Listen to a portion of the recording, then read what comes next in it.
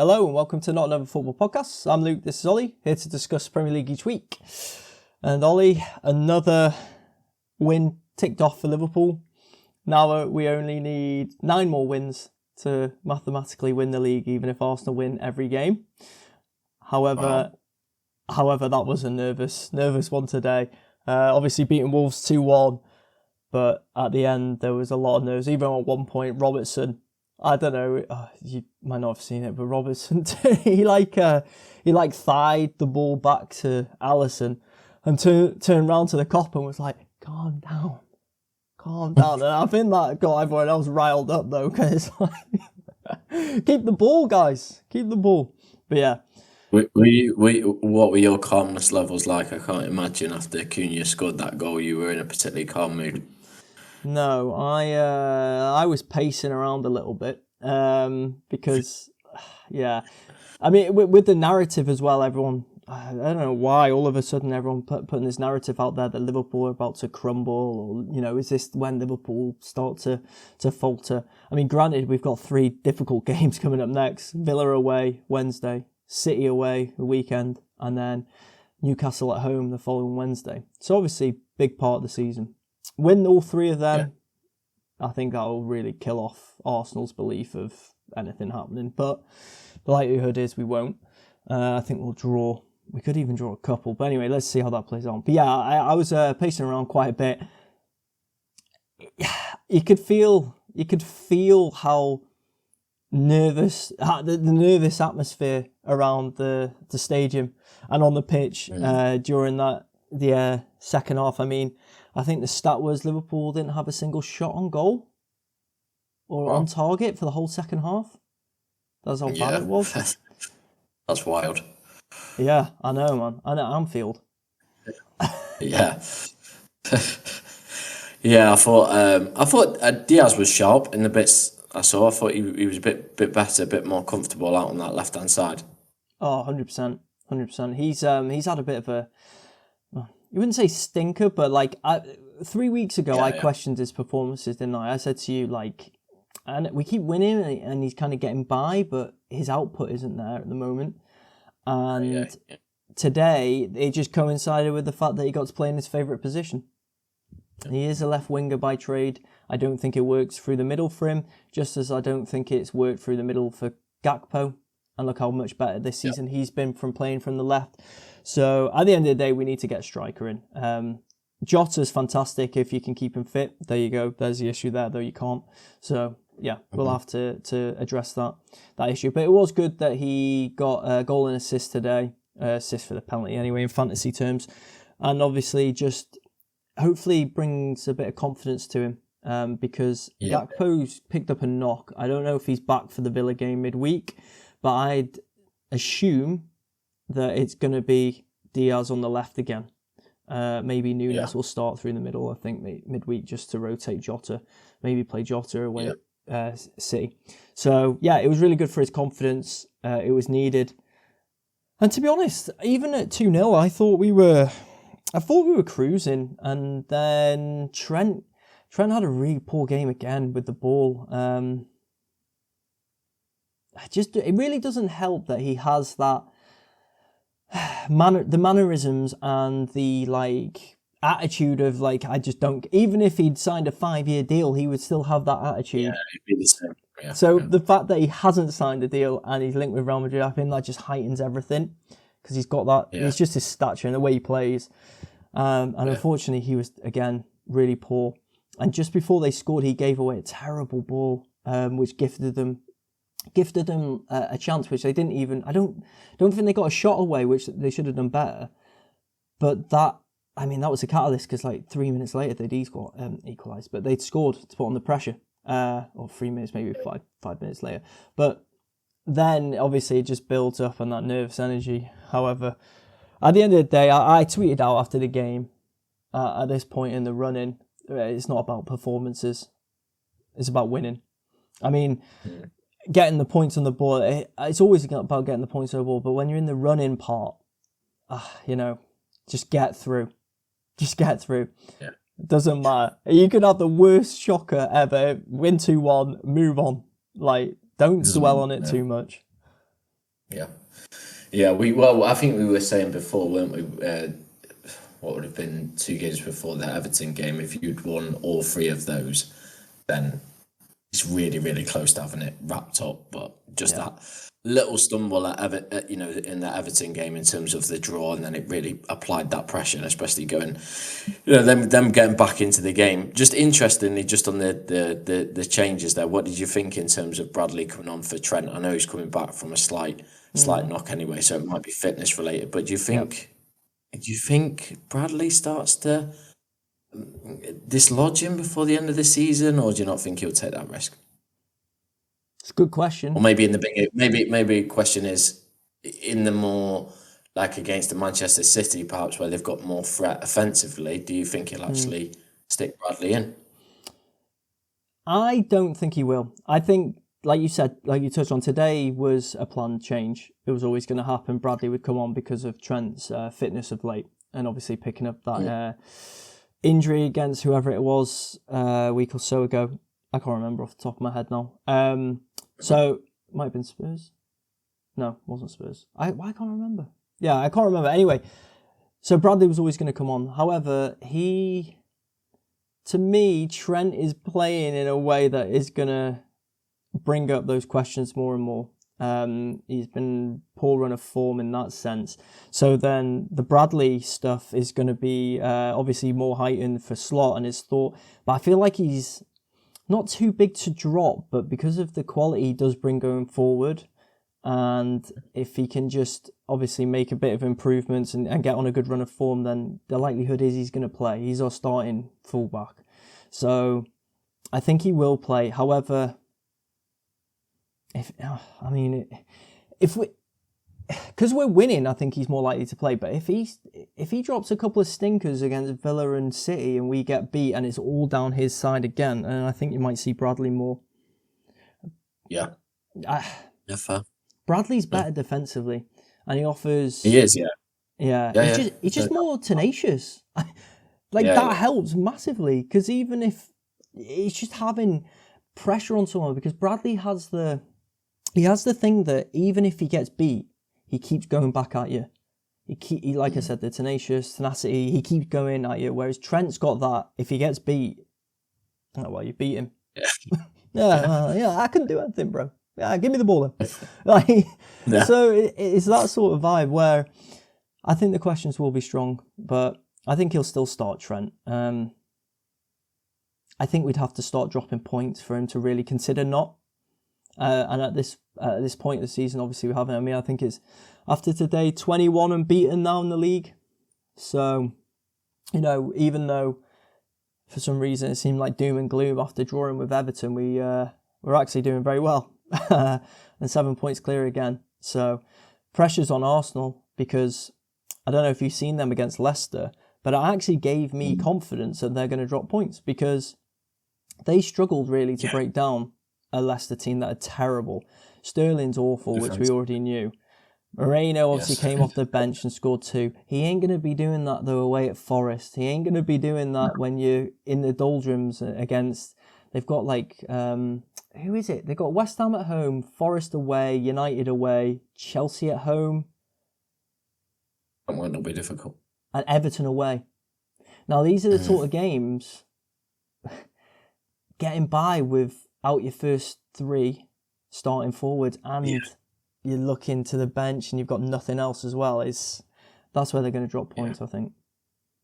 Well, I think with Moreno, if you highlight those goals, they weren't particularly... Obviously, he's finished them both well, but it wasn't like he's created those out of absolute thin air himself, is it? In terms of any midfielder could have finished those. I mean, they're just absolutely horrendous at the back in terms of Leicester. Those 2 centre halves. I mean, we're going on a bit of an aside here, but God Almighty, are they bad in terms of?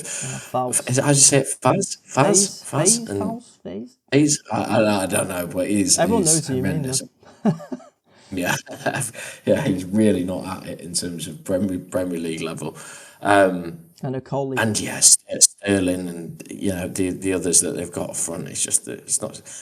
Anwar, oh God, are we having a pronunciation mismatch here? Anwari, I feel like he's not played in the league. Wanyeri. We'll go with that. He played well.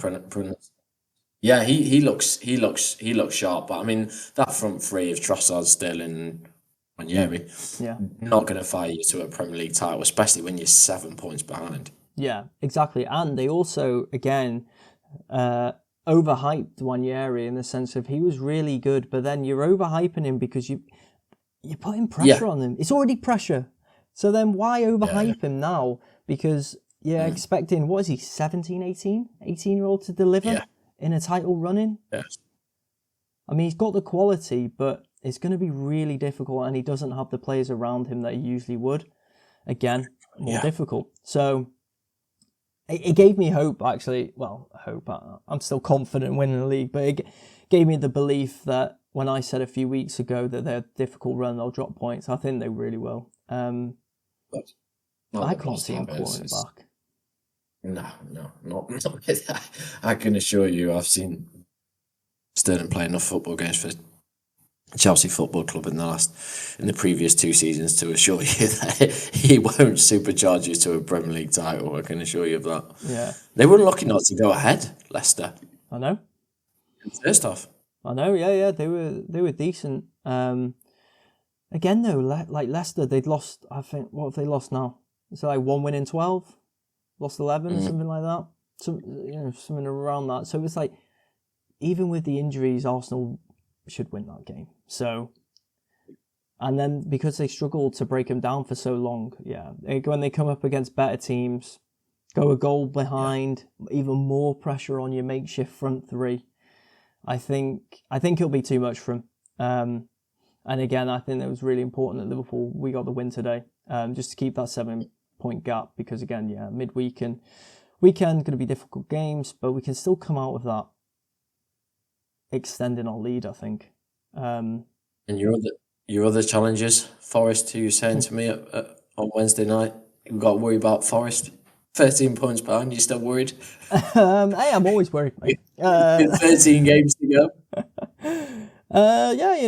It's their title challenge has taken a bit of a hit, but you never know. Forest might, put a win together. They might win 13 from 13.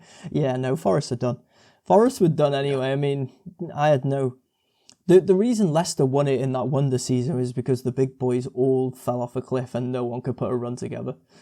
And then they ended up having Spurs as their nearest challengers, who somehow finished third in a 2-horse race. So, I mean, that says everything you need to know. Whereas this season you had likes of us who, again, 21 games unbeaten in the league. I know Forest did beat us at Anfield. And then even Arsenal's longest unbeaten streak, I think, under Arteta in the league. I can't remember how many they hit. They're into the mid to high teens, I think it was.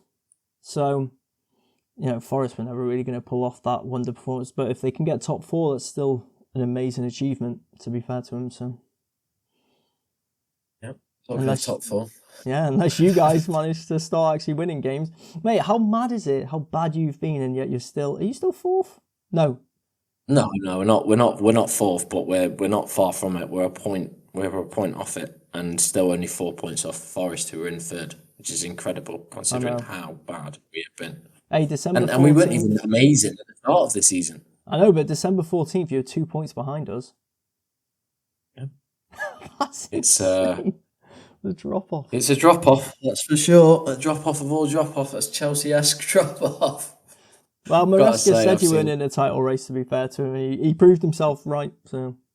No, he's definitely been doing the work in terms of the coaching. I genuinely think he's coached them into a worse team. There is no doubt about that. Like, he was persistent in terms of saying throughout the period where we were winning, we need to have more control of the ball, of possession, we need to slow things down, etc. And that's exactly what we've done. We've slowed things down and we've become incredibly predictable and one-dimensional. And if you look at a player like Sancho, he's the perfect example of it. Somebody as a winger that doesn't go and attack the defender. He just comes inside, passes it off. It's genuinely incredible. It's like watching Italian team, and I think it's a bit of a lazy trope maybe to go because to Sarri because he was another Italian coach, but it's very, very similar. It's the same thing. It's about possession. But you can't even do that with the Chelsea side because our biggest weakness is our defence and our biggest strength was our attacking play. It's not anymore because of the injuries, but I feel like it's really hampered Cole Palmer as well. I mean, there was this. I'm not as good as stats with you, Luke, but there was a stat before the Brighton game that on Opta, big chances, not even chances created, big chances, he created 25. Do you know how many have been taken so far this season? From the 25 big chances, 6 or something ridiculous like that? Zero. Oh, wow. Yeah. So, I mean, that speaks volumes, doesn't it, really? And this is the thing at the start of the season is that we were creating chances for fun and we just weren't clinical enough in putting them away. But the more that he's coached them, the worse that we've got from an attacking sense. And the defensively, we haven't got any better. You could say we've got worse. I don't think we've necessarily got worse, but we certainly haven't got any better. And ever since Lavia has gone out of the team, the balance has just totally lost. Like, I think that's when the run started and it hasn't got any better. He hasn't coached them into any sort of solutions, hasn't found a centre-back pairing, obviously persisted with Sanchez, brought Gusto back into the team, playing as an inverted central midfielder. Never do that role. We've seen that all throughout whenever he's tried that this season. It's horrendous at the moment, absolutely horrendous. And I genuinely don't see us finishing top 8. I would say that Fulham, Newcastle, Bournemouth, City, Forest are all better teams than us right now, and arguably Villa as well. Yeah. So I genuinely would not be surprised if we didn't finish in the top 8. I would at this stage, which is incredible to say, like you say, that we were 2 points off in December, but I said all the way through that, if we don't change the goalkeeper, we won't get in the top 4. Well, I would say now, if you don't change the manager, we probably won't get in the top 8. And that's not me saying, get rid of him, etc., because we've lost a few games. But I'm telling you now, we won't finish in the top 8 unless we make a change of the manager, because it won't improve under him. Or I'd be incredibly surprised if it improves under him, especially with no Jackson. I don't see where the goals come from. So you're Maresca out? I'm not Maresca out. I'm just saying that we won't finish in the top 8. If you had a choice right now, would you sack him and look for someone else, or would you keep him and let him have another summer? It depends who the someone else is. If you used to say to me now you could get Iraola in instead of Maresca, then I would do it in a heartbeat. But that's not going to happen. I would even take Silva from Fulham. I've always been a big fan of him. I think he plays good football and he's pragmatic and he changes his system. I think this is the risk, right, of I'd love to get your thoughts on this, right, is that you go for a manager like Maresca and you go all in on the thing that, oh God, this guy's going to be the next Pep Guardiola, right? Mm-hmm. And you go hard at that, but then the reality hits perhaps that he's not flexible enough, he's not adaptable enough. And then somebody like a Maresca, I'm not saying he's a good manager or a bad manager, right? Regardless of my thoughts on this, is that him as an individual now, he doesn't have the experience to call upon to go, I've been in this situation before, I should do X, Y, and Z. Right? Mm-hmm. He's never been in this scenario before because he's not experienced enough. I don't know. I might be wrong, or I might be right that he will turn things around, or he won't. But regardless of the situation, is that he hasn't got the experience to call upon in this situation, and you're in the best league in the world at this stage. Like you've got a set of clubs who are faltering left, right, and centre around you, and he won't be able to find the solution, I don't think, quickly enough because he hasn't got the experience. So this is the risk that you take when you hire a manager like that. I didn't understand it when we hired him, and I'm struggling to see how that is a good move. Do you think though that he's shown enough this season in the smaller glimpses now, where you were performing well and he was picking up points, that you'd let him get through this spell so he can get the experience of learning whilst he goes through it, which then would put him in better stead for next season, give him another summer to get the players that he likes, and then to kick on again? Or are you saying that because of the inexperience, because obviously Chelsea of old, I mean, he'd have been gone by now, probably, and you'd have been way more ruthless, but I know it's a different Chelsea, it's a whole different kettle of fish, so... But you obviously come from as a fan, like your glory days was that sort of ruthlessness and the changing of managers when things weren't going well, and you were successful from doing that.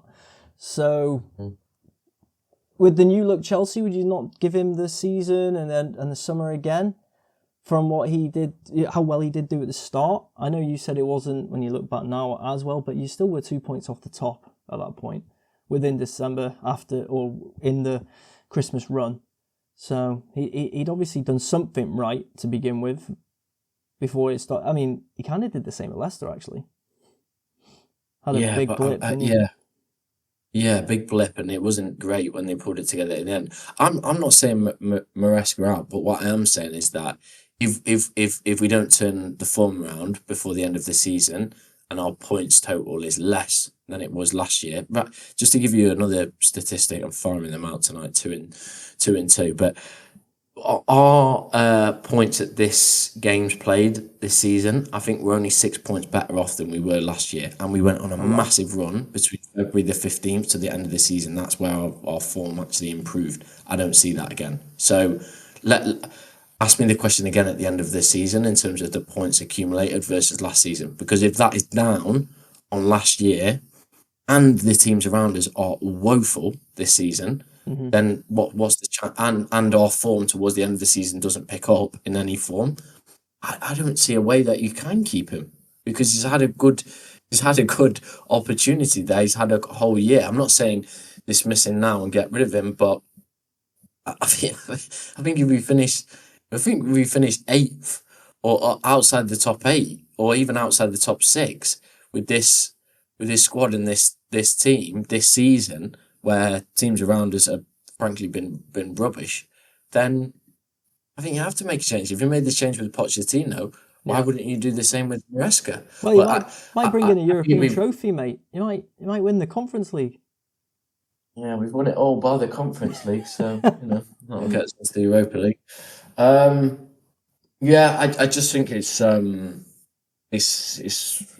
really worrying, and he's had a great opportunity, Maresca. I know he hasn't been back with his second striker, and that's a bit of a killer, and will be a killer for him till the rest of the season. But yeah, not good right now, and I don't see how it really improves, to be honest. What about the whole Palmer situation? Do you agree with what Carragher was saying, that he would look to be going if you fail to get Champions League this season, possibly next season? He said basically the best players in the project might start looking to move on. I think that's fair from his perspective. I don't know if it will be this summer, but maybe next summer he might hand in a transfer request if he's not playing Champions League. And fair enough, if you've been with us for 3 years and you haven't got in the Champions League, then fair enough, mate.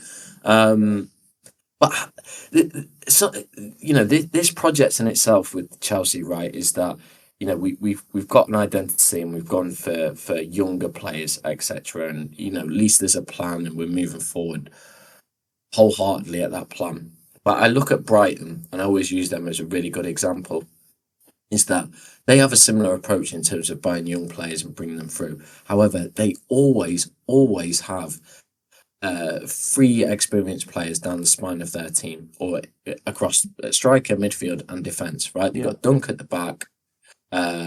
They've had, I can't remember their experienced midfielder this year, but they've had... He's not played much, I know he's in the squad. Yeah. But like Lallana in the past, etc. Yeah. And they have Welbeck up front, right? Mm-hmm. And they guide them through because they're all of those players are all intelligent footballers. They all know how to play in different systems, in different positions, and guide players through. Chelsea don't have that. And they're model pros. Yeah, they're model pros, exactly. And they're they're tactically very strong players. Like you look at Welbeck, Lallana, Milner, like they know how to fit into lots of systems. Chelsea don't have that. Chelsea and Chelsea won't be successful on the pitch until they have that, because they don't have anybody else to pull them through.